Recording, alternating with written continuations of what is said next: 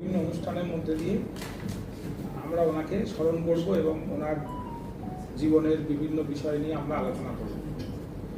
তো আজকে আমাদের মধ্যে উপস্থিত আছেন আমাদেরই সহকর্মী, অন্য কলেজ থেকে এসছেন, সিস্টার নিবেদিতা কলেজ থেকে শ্রীমতী পারুল মণ্ডল উনি আছেন, আমার প্রিয় সহকর্মীরা আছেন, আমার প্রিয় ছাত্রছাত্রীরা আছেন।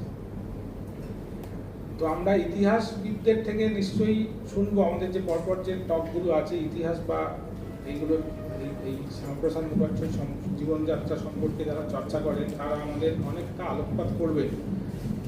কিন্তু আমি আমার বক্তব্যে ছোট করে হলে আমার ব্যক্তি জীবনের অভিজ্ঞতাই বলবো। আগের দিন যখন পশ্চিমবঙ্গ দিবস হয়েছিল তখন আমি একটু আমার ব্যক্তি অভিজ্ঞতা বলেছিলাম, আজকেও আমি সেই জায়গা থেকেই শুরু করছি।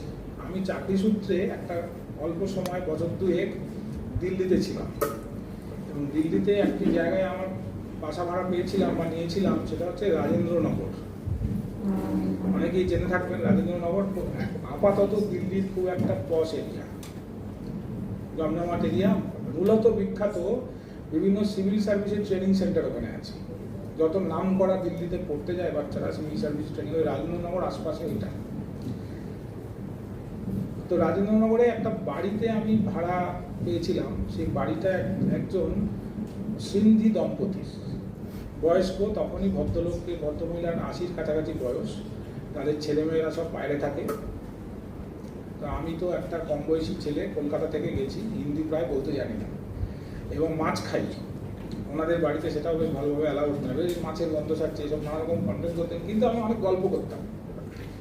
এবং ওই ভদ্রলোক ছিলেন প্রফেশনালি একটু পাড়ার হোমিওপ্যাথি ডাক্তার, তার ফলে পাড়ার অনেকে আসতেন। এই রাজেন্দ্রনগরের ইতিহাসটা যদি আপনি জানেন, দিল্লিতে এরকম অনেকগুলো কলোনি আছে, যে কলোনিগুলো মূলত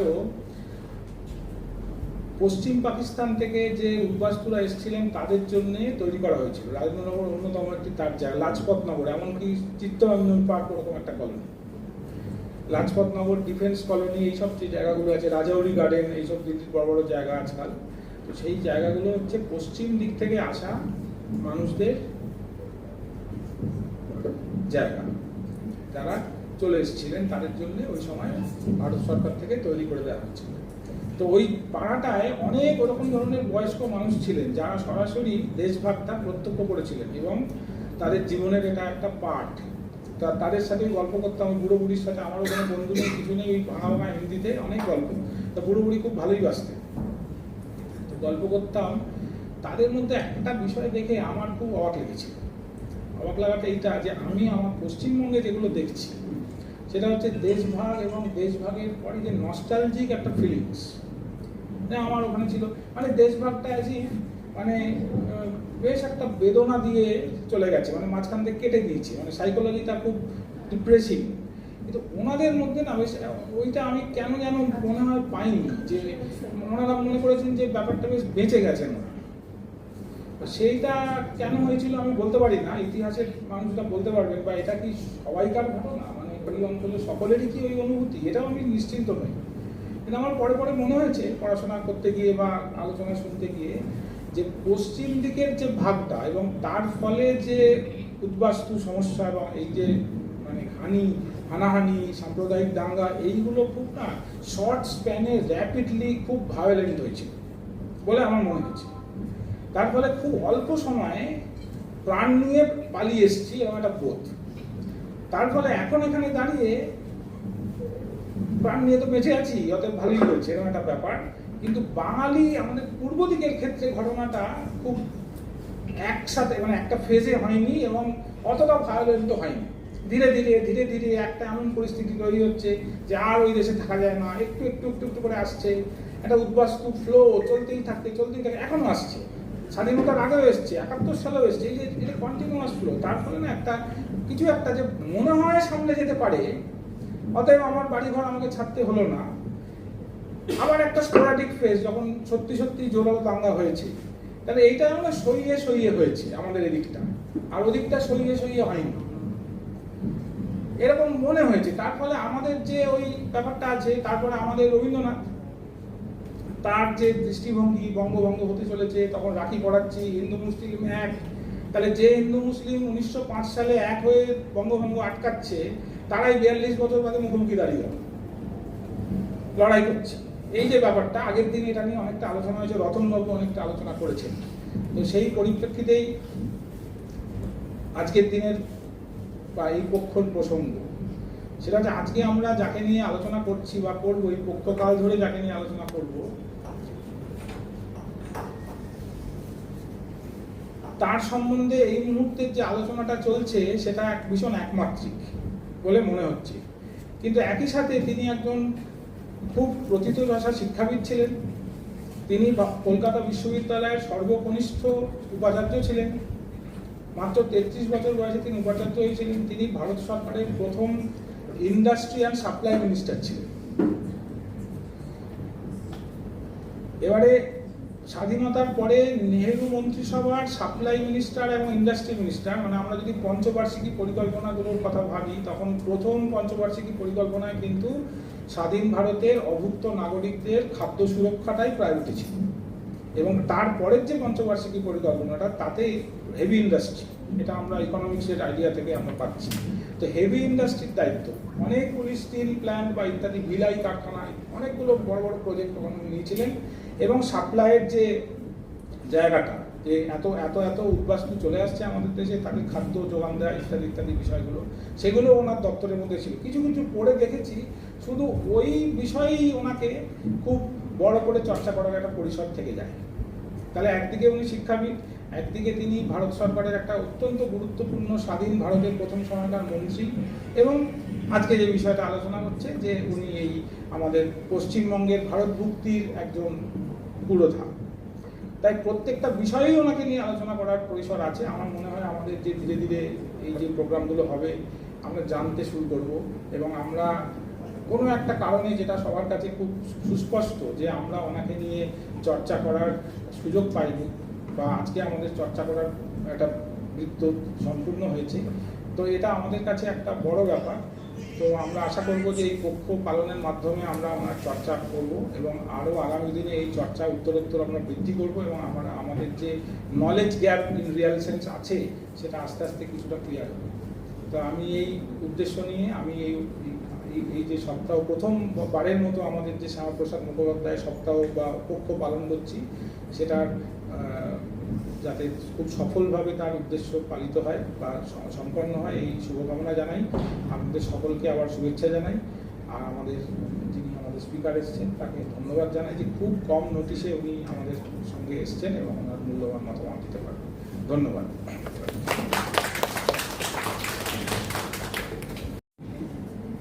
আমি শুরু করছি।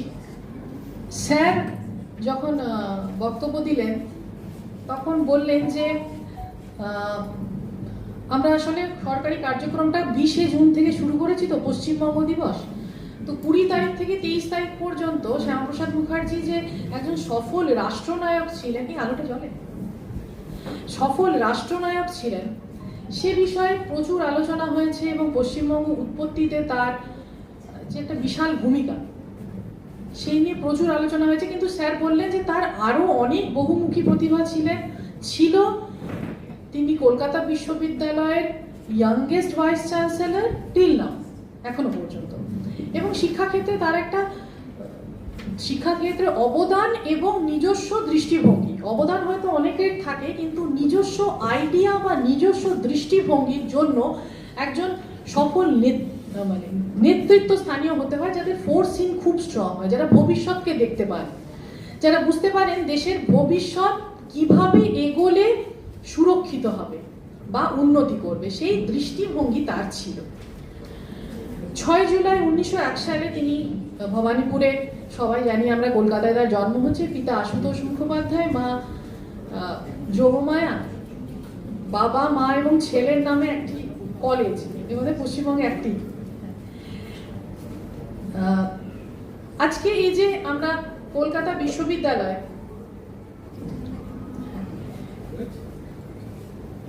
বাংলা ভাষায় গ্র্যাজুয়েশন করছি, মাস্টার্স করছি, পিএইচডি করছি, তো সেক্ষেত্রে তো অবশ্যই তার ইতিহাস জড়িয়েছিল। বাবা আশুতোষ মুখোপাধ্যায় আন্তরিকভাবে চাইতেন যে এই বাংলায় বাংলা ভাষার উন্নতির জন্য, বাংলার ঐতিহ্য সংস্কৃতির উন্নতির জন্য, যেখানে বিশ্বকবি রবীন্দ্রনাথ ঠাকুরের মতন কবি রয়েছেন, কাজী নজরুল ইসলামের মতন কবি রয়েছেন, সেই কলকাতায় কলকাতা বিশ্ববিদ্যালয়ে বাংলায় এমএ বা বাংলায় পিএইচডি কি হবে না, এই নিয়ে তিনি প্রচুর লেখালেখি করেন, আন্তরিকভাবে চেষ্টা করেন শুরু করেন।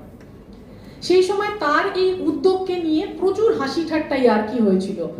তখন পেপারে ওনাকে নিয়ে প্রচুর কার্টুন বেরিয়েছিল, রঙ্গরসিকতা হয়েছিল। তিনি দুঃখ পেয়েছিলেন কিন্তু দমে যান। তিনি ভেবেছিলেন এটা আমাকে করতেই হবে। তিনি মাস্টার্স শুরু করেন বাংলায়, কোনো ছাত্র হচ্ছে না।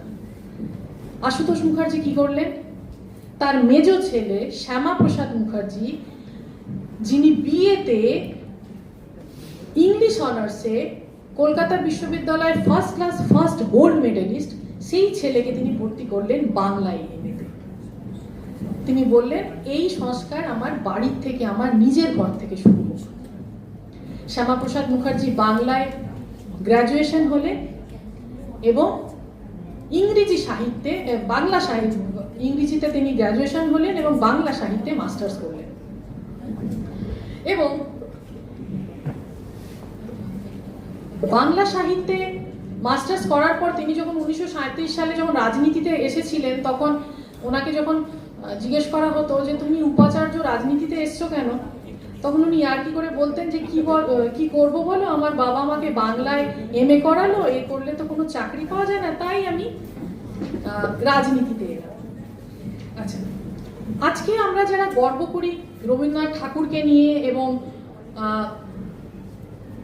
কাজী নজরুলকে নিয়ে, আশুতোষ মুখোপাধ্যায় এবং শ্যামাপ্রসাদ মুখোপাধ্যায়ের উদ্যোগে প্রথমবার 1937 সালে কলকাতা বিশ্ববিদ্যালয়ে যে সমাবর্তন কনভোকেশন অনুষ্ঠান হয়েছিল, রবীন্দ্রনাথ তার অনুরোধে প্রথমবার কনভোকেশনে বাংলায় বক্তব্য দেন। এটি ছিল ইতিহাসে প্রথম কলকাতা বিশ্ববিদ্যালয়ে বাংলায় সমাবর্তন ভাষণ। এবং শুধু তাই নয়, তারপরে শ্যামাপ্রসাদ মুখার্জি তাকে বাংলার প্রশ্নপত্র ঠিক করতে বলেন। তিনি 1 বছর বাংলার প্রশ্নপত্র এবং খাতাও দেখেছিলেন।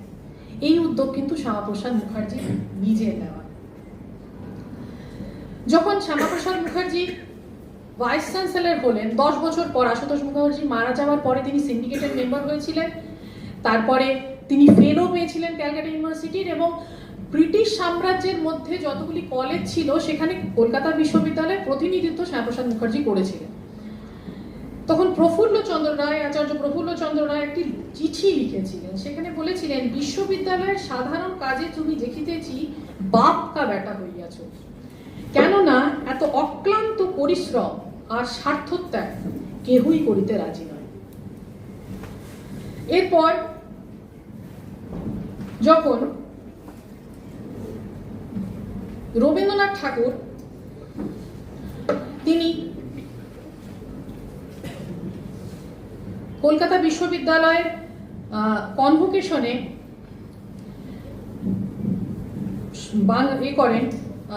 বাংলায় ভাষণ দেন, তখন তিনি বলেছিলেন বিশ্ববিদ্যালয়ের দীক্ষা মন্ত্র থেকে বঞ্চিত আমার মতন ব্রাত্য বাংলা লেখককে বিশ্ববিদ্যালয়ের উপাধি দিয়ে আশুতোষ প্রথম রীতি লঙ্ঘন করেছেন। আজ তারই পুত্র সেই ব্রাত্যকে আজকের দিনের অনুষ্ঠানে বাংলা ভাষায় অভিভাষণ পাঠ করতে নিমন্ত্রণ করে পুনশ্চ সেই রীতিরই 2টি গ্রন্থি একসাথে যুক্ত করেছেন। এতে বোঝা গেল বাংলাদেশের শিক্ষাক্ষেত্রে ঋতু পরিবর্তন হয়েছে। পাশ্চাত্য আবহাওয়ায় শীতে আড়ষ্ট শাখায় আজ এলো নবপল্লব উৎসব। এটা কবিগুরু রবীন্দ্রনাথ ঠাকুর 1927 সালে যখন 37 সালে যখন কলকাতা বিশ্ববিদ্যালয়ে সমাবর্তন ভাষণ হচ্ছে তখন তিনি বলছেন। শুধু তাই নয়, তিনি কৃষি শিক্ষার ব্যবস্থা এবং হোম সায়েন্স নিয়ে মেয়েদের বিভিন্নভাবে পড়াশোনা করার জন্য হোস্টেল তৈরি করা, শিক্ষা ব্যবস্থা করা, এই সমস্ত প্রচুর কাজ উনি করেছিলেন। প্রাথমিক এবং মাধ্যমিক শিক্ষাও যে কতটা গুরুত্বপূর্ণ সে ব্যাপারেও তার দৃষ্টিভঙ্গি ছিল অত্যন্ত স্পষ্ট। তিনি বেনারস হিন্দু বিশ্ববিদ্যালয়ে সেই নিয়ে তার একটি বিশেষ ভাষণও রয়েছে। তাছাড়া তিনি যখন নাগপুরে সর্বভারতীয় শিক্ষা প্রতিষ্ঠানে যান, তিনি বিভিন্ন জায়গায় বাংলা ভাষা, কলকাতা বিশ্ববিদ্যালয়ের উৎকর্ষ, মাধ্যমিক শিক্ষা এবং প্রাথমিক শিক্ষার উপর বরাবর জোর দিয়ে গেছেন। এবং তার সাথে সাথে তিনি ভাবতেন যে ছাত্রদের শিক্ষার সাথে সাথে দৈহিক শিক্ষা অত্যন্ত দরকার। যোগের ওপরে উনিও কিন্তু সেই সময় প্রথম দৃষ্টি আকর্ষণ করেছিলেন। তিনি বুঝতে পেরেছিলেন যে সুঠাম দেহ না থাকলে সেখানে ঠিকভাবে শিক্ষা গ্রহণের ক্ষেত্রে একটা বাধা দেখা দেয়। এরপর সুতরাং রবীন্দ্রনাথ নোবেল পাওয়ার আগেই তাকে সাম্মানিক ডিলিট দেওয়া হয়েছিল তারই আমলে রবীন্দ্রনাথ ঠাকুরকে। এরপর যখন শ্যামাপ্রসাদ কবিগুরু নজরুল ইসলাম শেষ বয়সে অত্যন্ত আর্থিক দুর্দশার মধ্যে দিয়ে জীবন কাটাচ্ছিলেন এবং তার প্রচুর সেই সময় রোগ ব্যাধি, চিকিৎসা করানোরও টাকা নেই, কারণ তার ছেলের দুরারোগ্য ব্যাধিতে তিনি বেশিরভাগ অর্থই খরচা করে ফেলেছিলেন। সেই সময় ফজলুল হকের মন্ত্রিসভা ছিল এবং তিনি ফজলুল হকের কাছে একজনকে পাঠান যে নজরুল ইসলামের জন্য কিছু ব্যবস্থা করে দেওয়ার জন্য। ফজলুল হক প্রথম ফোন যাকে করেছিলেন তার নাম হচ্ছে শ্যামাপ্রসাদ মুখার্জি। বললেন, শ্যামা তুমি এর ব্যবস্থা করো। এবং শ্যামাপ্রসাদ মুখার্জি ভাবলেন যে একটা ফোন উনি বিধানচন্দ্র রায়কে করে দিলেই তার হয়তো পুরো চিকিৎসার ব্যবস্থা হতে পারত। কিন্তু শ্যামাপ্রসাদ মুখার্জি ভাবলেন যে না, শুধু এইটুকু করলে আমার দায়িত্ব মেটে না। তিনি তার চিকিৎসার সম্পূর্ণ ব্যবস্থা এবং তার সাথে সাথে তার যে চরম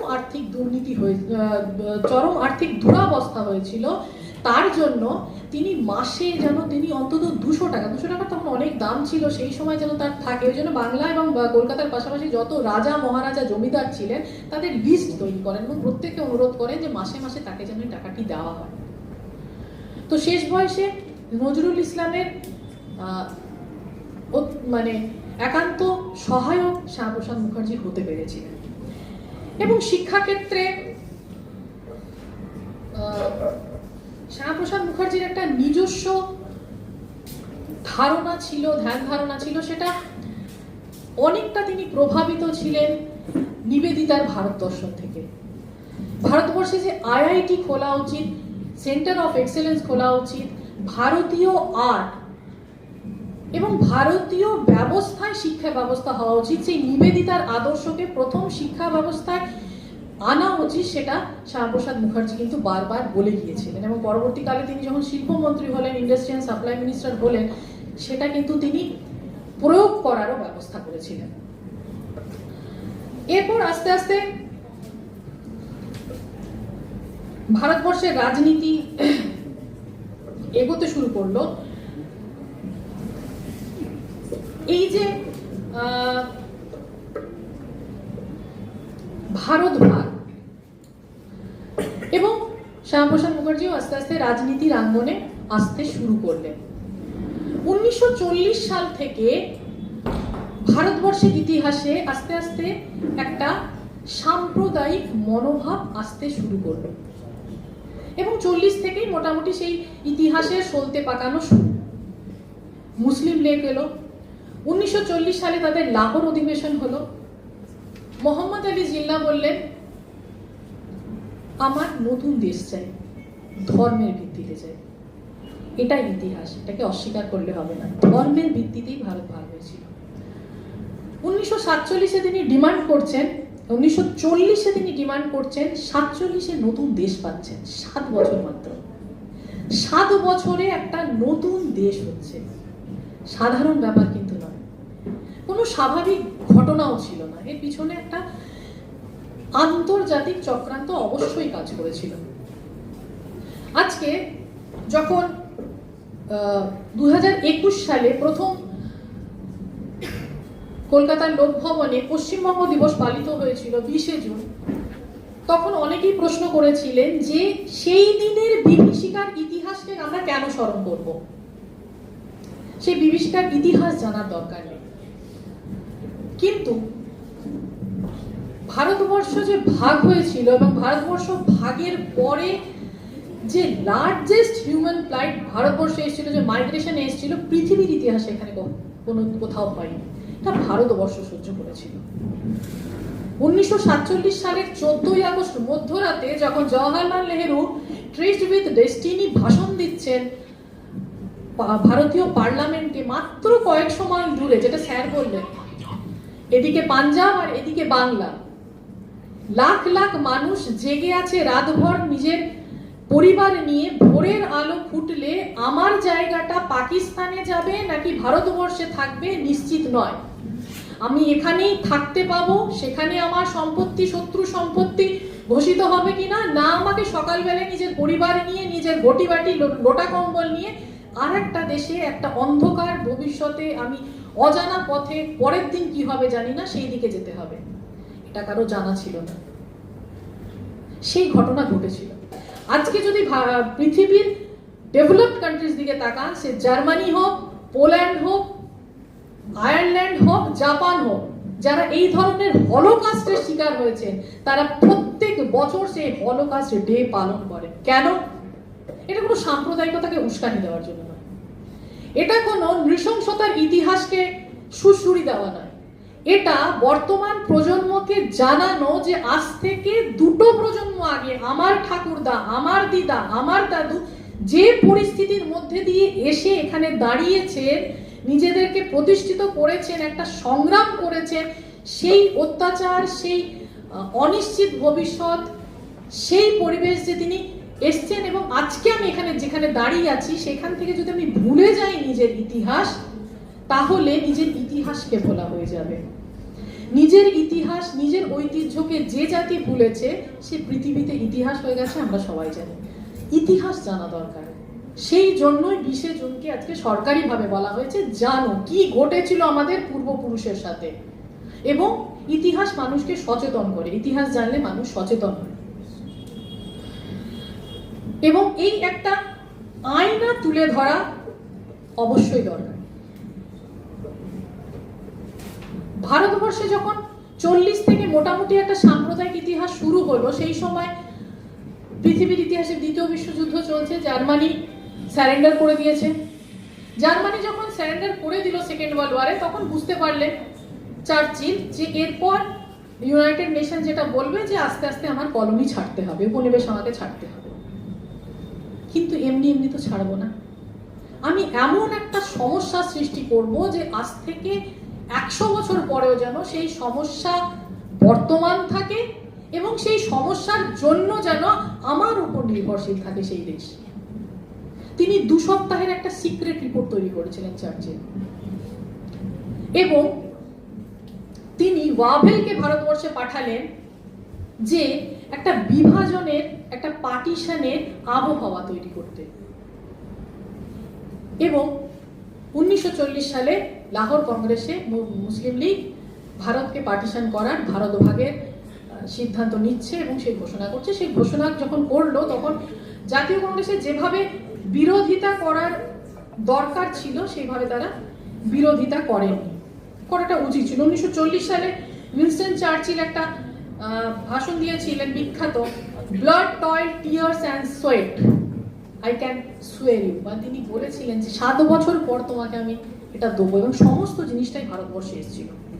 তো এই 40 সালে যখন হচ্ছে, ভারত বিভাজনের একটা প্রসঙ্গ উঠছে, জাতীয় কংগ্রেস সেইভাবে কিন্তু কোনো বিরোধিতা করেনি। একটি মাত্র এর বিরোধিতা করেছিলেন, চরম বিরোধিতা করেছিলেন, তিনি হলেন নেতাজি সুভাষচন্দ্র বসু। ওয়াভেল যখন ভারতবর্ষে আসেন, তখন তিনি যে রিপোর্ট পাঠান ইংল্যান্ডে, সেখানে বলেছিলেন কোনো সমস্যা নেই, সুন্দরভাবে পার্টিশন হয়ে যাবে, ভারত বিভাজন হবে, একজন মানুষের কাছ থেকে আমাদের ভয় পাওয়া উচিত, তিনি হলেন নেতাজি সুভাষচন্দ্র বসু। যাই হোক, ওই জন্যই সুভাষচন্দ্র বোসের সাথে কংগ্রেসের সম্পর্ক, এবং পরবর্তীকালে যেটা স্যার বললেন যে বিশেষভাবে আমাদের পূর্ব দিকে যখন, পূর্ব প্রান্তে যখন পার্টিশন হলো, বিভাজন হলো, তখন একটা বিমাতৃসুলভ আচরণ করা হলো পূর্ব দিকের ক্ষেত্রে। হয়তো সেটা বাঙালিদের ক্ষেত্রে, সেটা ইতিহাস হয়তো ওইখান থেকেই শুরু ছিল। 1941 সালে সেন্সাস হলো। সেন্সাস যখন হলো, ধর্মের ভিত্তিতে হলো, এবং সেখানে হলো কি যে অবিভক্ত বাংলা, আনপার্টিশনড বেঙ্গল, এতে বাঙালি হিন্দু মাইনরিটি ছিল, 40 থেকে 45% মতন তার পপুলেশন ছিল। তো 1947 জুন মাসে যখন ব্রিটিশ পার্লামেন্টে 3রা জুন যখন বলা হলো যে ভারতকে স্বাধীনতা দেওয়া হবে, ইন্ডিয়ান ইন্ডিপেন্ডেন্স অ্যাক্ট ঘোষিত হলো, এবং সেটা মাউন্টব্যাটেন প্ল্যান অনুযায়ী যে প্ল্যান হলো, category A, category B, category C, Hindu প্রধান এরিয়া ভারত থাকবে, মুসলিম প্রধান এরিয়া পাকিস্তান হবে, সিতে যারা ইচ্ছুক তারা এদিক ওদিক করতে পারবে, একটা জটিল প্রসেস। সেই অনুযায়ী তাহলে বাংলা, অবিভক্ত বাংলা নিয়ম অনুযায়ী, মাউন্টব্যাটেনের নিয়ম অনুযায়ী পাকিস্তানে যাচ্ছে, এটাই ঠিক হলো। এইবারে এই জায়গায় এলো শ্যামাপ্রসাদ মুখার্জির নেতৃত্বের সার্থকতা, যার জন্য আজকে এই শ্যামাপ্রসাদ মুখার্জির স্মৃতিপক্ষ পালন করা।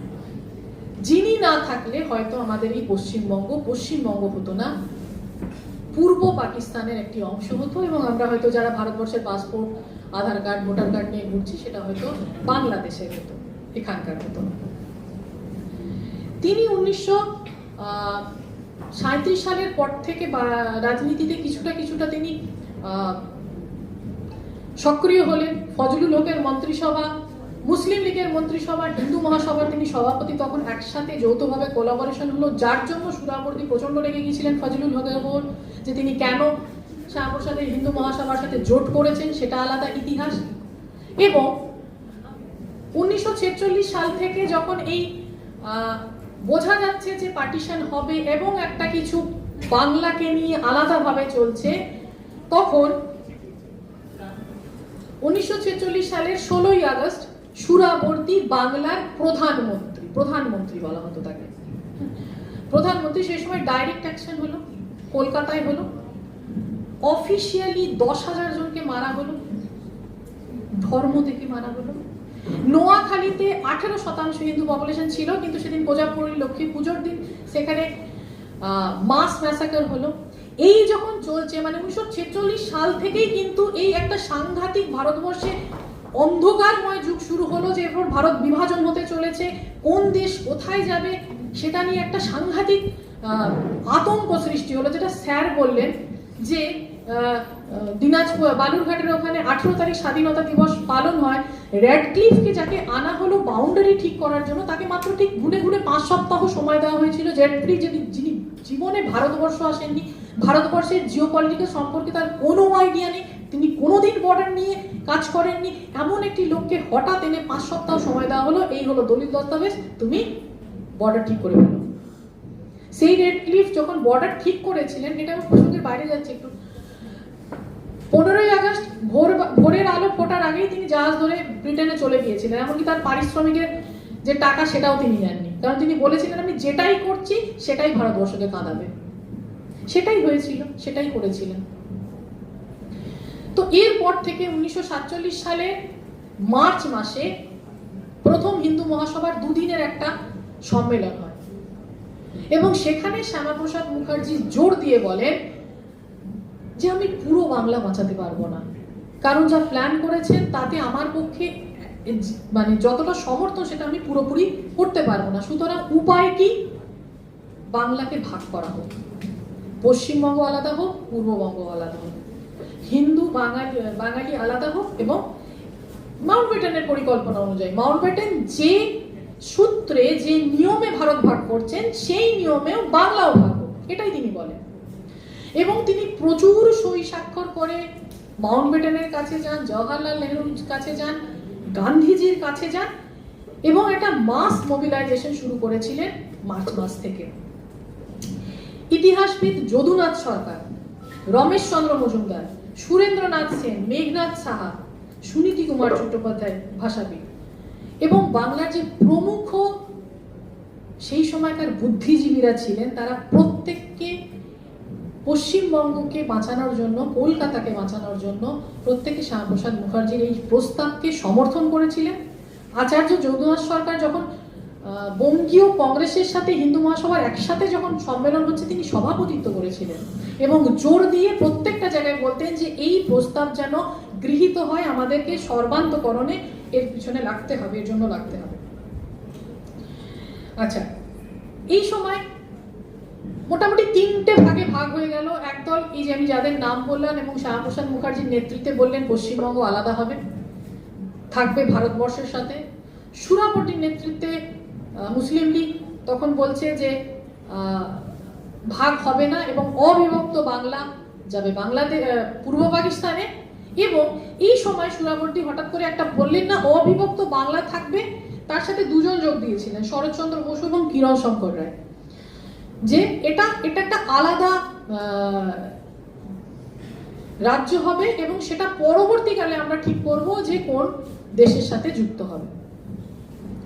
কিরণ শঙ্কর রায় ঢাকাতে বিশাল বড় জমিদারি ছিল, হয়তো তিনি ভয় পেয়েছিলেন যে আমার জমিদারি চলে যাবে, কিন্তু তারা আস্তে আস্তে বুঝতে পেরেছিলেন যে যেরকম ভাবে শ্যামাপ্রসাদ মুখার্জি আন্দোলন শুরু করেছেন সেইভাবে হয়তো এই প্রস্তাব আর টিকবে না, এই আলাদাভাবে পৃথক অবিভক্ত বাংলা। অমলেন্দু দে, ঐতিহাসিক অমলেন্দু দে, তার একটি বিখ্যাত গ্রন্থ আছে বঙ্গীয় বঙ্গভূমি গঠনের পরিকল্পনা, প্রয়াস এবং পরিণতি। সেই ক্ষেত্রে তিনি খুব ডিটেইলে তিনি লিখেছেন কিভাবে তিনি আস্তে আস্তে শ্যামাপ্রসাদ মুখার্জি নিজের জনসংযোগ বাড়িয়েছিলেন, মোবিলাইজেশন করেছিলেন। এবং একটা অমৃতবাজার পত্রিকাতে তখন একটা পাবলিক ওপিনিয়নও হয়েছিল, তখন লিখে পাঠাতে হতো। 97% পশ্চিমবাংলার মানুষ বলেছিল যে না, বাংলা ভাগ হওয়া উচিত এবং ভারতবর্ষের সাথে থাকা উচিত। আচ্ছা, এরপর এপ্রিল মাসে 20 জুন আমাদের প্রধানমন্ত্রী তারকেশ্বরে এসেছিলেন, তারকেশ্বর মহাসভায়। কারণ প্রথম এই 5 এপ্রিল তারকেশ্বরের যে হিন্দু মহাসভার সম্মেলন হয়েছিল, সেখানে শ্যামাপ্রসাদ মুখোপাধ্যায় বলেছিলেন, I can conceive of no other solution of the communal problem in Bengal than to divide the province and let two major communities residing herein live in peace and freedom. Bangla ভাগ ছাড়া বাংলার সাম্প্রদায়িক সমস্যার অন্য কোনো সমাধানের কথা আমি ভাবতে পারছি না। এটি হলে দুই অংশের সংখ্যাগরিষ্ঠ সম্প্রদায় স্বাধীনতা ও শান্তি নিয়ে বসবাস করতে পারবে। এরপর 4 এপ্রিল বঙ্গীয় প্রাদেশিক কংগ্রেস এবং হিন্দু মহাসভার যে যৌথ সম্মেলন হয়, সেখানে 400 মতন প্রতিনিধি ছিলেন এবং 400 মতন প্রতিনিধিরা এই প্রস্তাব উত্থাপন করেন। এই প্রস্তাব উত্থাপন করেছিলেন সনৎ কুমার রায়চৌধুরী এবং সমর্থন করেছিলেন ঢাকার সূর্যকুমার বসু, এবং বলা হলো কি এর নেতৃত্ব দেবে শ্যামাপ্রসাদ মুখার্জি। এই উদ্যোগেই 5 তারিখে তারকেশ্বরে যে সভা ছিল, সেখানে সেই সময় 50,000-এর উপরে জনতা এসেছিল এবং তারা শুনেছিলেন। সেখানেই বলা হয় যে 1 লাখ মানুষের সই সংগ্রহ এবং মোবিলাইজেশন হবে, সেটা করা হয়। এবং 20 জুন পশ্চিমবঙ্গের আইন সভায় প্রথমবার দুভাগে মতবাদ হয়, এক পক্ষে 58 এবং এক পক্ষে 100, ভুল যদি না বলি। এই বিপুল যে ভোট হয়েছিল, 58 এবং 21 ভোটে প্রস্তাব পাস হয় এবং এই 20 জুন আইনতভাবে পশ্চিমবঙ্গের বিধানসভায়, পশ্চিমবঙ্গের আইন পরিষদে পশ্চিমবঙ্গের উৎপত্তি হয়। কলকাতা এবং হাওড়া, 3টে প্রধান শহর ছিল, ঢাকা, কলকাতা এবং হাওড়া। পূর্ববঙ্গের মানুষরা চেয়েছিলেন যে কলকাতা যেন পূর্ববঙ্গে থাকে, পশ্চিমবঙ্গ হাওড়া পাবে।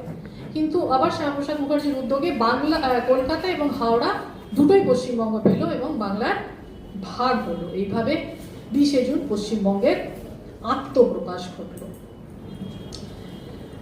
এরপর ভারতবর্ষ স্বাধীন হলো। স্বাধীনতার পরে শ্যামাপ্রসাদ মুখার্জি শিল্পমন্ত্রী হলেন। শিল্পমন্ত্রী মানে তখন ইন্ডাস্ট্রি অ্যান্ড সাপ্লাই মিনিস্টার বলা হতো। তো সেই সময় যখন নীতি নির্ধারণ হচ্ছে যে শিক্ষানীতি, শিল্পনীতি, স্বাস্থ্যনীতি, কৃষি নীতি কোন দিক দিয়ে হবে, তখন তিনি বলেছিলেন যে এটা যেন, শ্যামাপ্রসাদ মুখার্জি বারবার বলছেন যে এটা যেন কোনো বিদেশি নীতির উপর নির্ভর করে না হয়। সিস্টার নিবেদিতা যেটা বারবার আহ্বান জানিয়েছেন যে আমাদের শুধু ওটাকে পুনরায় পুনর্জাগরণ করতে হবে, আমাদের আছে পুনর্জাগরণ করতে হবে, সেই কথাই তিনি বারবার বলেছিলেন। এবং তার উদ্যোগে প্রচুর শিল্প তৈরি হয়েছিল, শিল্পগুলোর নাম আমি বলছি না, অনেক ধরনের শিল্প, তার শিল্প ইন্ডাস্ট্রি তার সময় তৈরি হচ্ছে। এরপর যখন আরো দুটো ক্ষেত্রে তার গুরুত্বপূর্ণ ভূমিকা ছিল, যখন তিনি বাংলার শিল্পমন্ত্রী হিসেবে কাজ করছেন, সেই সময় যেটা স্যারও বললেন যে পার্টিশন হয়েছিল, কিন্তু পশ্চিম দিকের ক্ষেত্রে যে পপুলেশন এক্সচেঞ্জ পলিসি নেওয়া হয়েছিল, বাংলার ক্ষেত্রে সেটা নেওয়া হয়নি।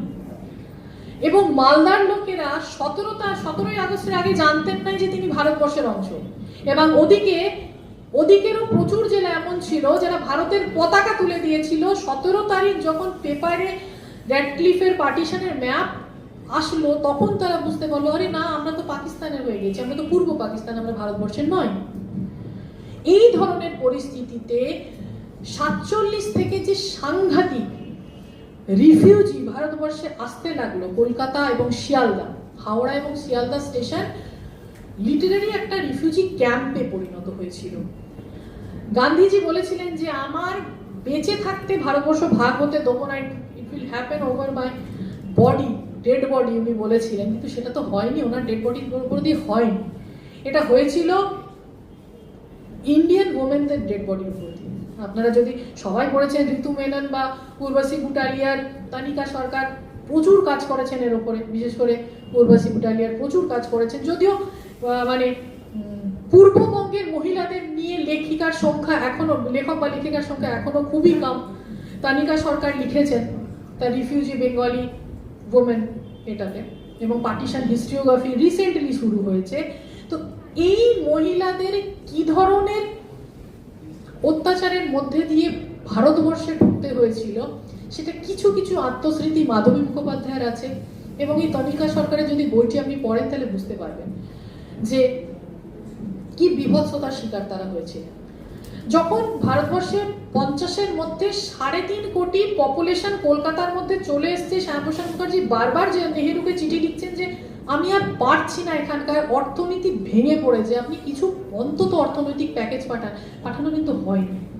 যেটা দিল্লি পেল, সেখানে স্যার দিল্লি থেকে লাজপত নগর এবং আশ্রম এরিয়াতে তৈরি হলো, হ্যাঁ, কলকাতায় কিন্তু হয়নি। এখানে ক্যাম্প বসলো, শুধু কোনো অর্থনৈতিক প্যাকেজ বাংলাকে দেওয়া হয়নি, যার ফলে কলকাতার পপুলেশন মানে ভেঙে পড়ার মতন, এখানকার অর্থনীতি ভেঙে পড়ার মতো। যখন উনি নেহেরু লিয়াকত প্যাক্ট হচ্ছে, সেই প্যাক্টের কোনো দাম ছিল না, কোনো রকমের বলা হলো যে যে যার দেশে থাকবে এবং তার জীবন ও সম্পত্তির অধিকার দেওয়া হবে, সুরক্ষিত করা হবে রাষ্ট্রের, করছে না পূর্ব পাকিস্তান, সেই প্যাক্ট ভেঙে যাচ্ছে। সেই প্যাক্ট দেখে 1950 সালে শ্যামাপ্রসাদ মুখার্জি রেজিগনেশন দিলেন যে আমি পারছি না এই পরিস্থিতি চালাতে। এইভাবে শেষ হলো তার জীবন কাশ্মীরে গিয়ে। কারণ হরি সিং যখন, তখনও পর্যন্ত ধরেছে হরি সিং একটা প্রধান সমস্যা করেছিল হায়দ্রাবাদ এবং কাশ্মীর, এই দুটোকে নিয়ে সব থেকে বেশি সমস্যা ছিল। যদিও হায়দ্রাবাদ ভারতবর্ষের সীমানার ভেতরে ছিল বলে নিজাম করা গিয়েছিল সর্দার বল্লভভাই প্যাটেল, কিন্তু হরি সিং এর ক্ষেত্রে একটু অন্যরকম পরিস্থিতি হয়ে গিয়েছিল। সেখানে যখন পাকিস্তান আক্রমণ করলো, হরি সিং বাধ্য হয়ে ভারতবর্ষে সাহায্য চাইলেন। ভারতবর্ষের সেনা গেল, ততদিনে যুদ্ধ লেগেছে, যুদ্ধ হঠাৎ করে বিনা কারণে থামানো হলো। যদি সেই থামানো না হতো, যে যুদ্ধ ভারতবর্ষ জিতে গিয়েছিল, এবং সেই যুদ্ধ হয়তো যদি যেটা সেই সময় ডিক্লেয়ার্ড হতো, এই এতদিন ধরে যে কাশ্মীর ব্লিড করলো, রক্তাক্ত কাশ্মীর হলো, সেটা হয়তো হতো না। কিন্তু ওয়ার্ল্ড লিডার হওয়ার জন্য একটা হয়তো তার ইচ্ছা ছিল, সেই জন্য তিনি মাঝ রাস্তায় যুদ্ধ বিরতি করলেন। কাশ্মীর একটা বড় প্রশ্ন চিহ্ন ভারতবর্ষের বুকে থেকে গেল, যেটা 370 ধারা কিছুদিন আগে উনি বললেন 2019 সরার পরে হয়তো কিছুটা হলো। কাশ্মীরের আলাদা প্রধানমন্ত্রী, মুখ্যমন্ত্রীকে সেখানকার প্রধানমন্ত্রী বলা হতো। পাকিস্তানের আলাদা পতাকা,